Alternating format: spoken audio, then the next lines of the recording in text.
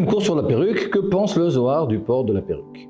À de multiples reprises, le Rabbi renvoie vers le Zohar Parashat Naso, page 126a, quant aux bénédictions réservées à toute femme qui s'appliquent à ce que chacun de ses cheveux soit recouvert. Que dit exactement le Zohar? Alors je vais vous faire une révélation, le Rabbi ne cite que le bon côté des choses qui est rapporté dans le Zohar.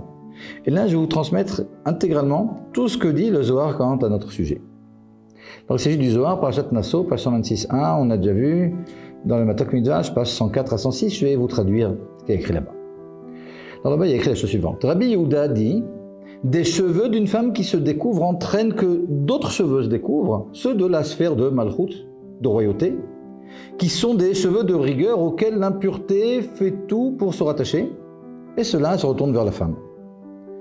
C'est pourquoi une femme prendra garde à ce que les poutres même de sa maison ne puissent voir ne serait-ce que l'un de ses cheveux. Regarde ce que des cheveux découverts entraînent, continue le Zohar. Ils entraînent un défaut en haut dans la sphère de royauté. Ils entraînent qu'ici-bas, les décrets se durcissent. Ils entraînent que le mari de la femme en question soit maudit en haut et en bas. Hashem Yishmor.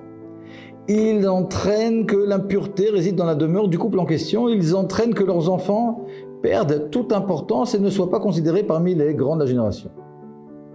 Que Dieu nous garde de l'obstination de ces femmes, continue le Zohar.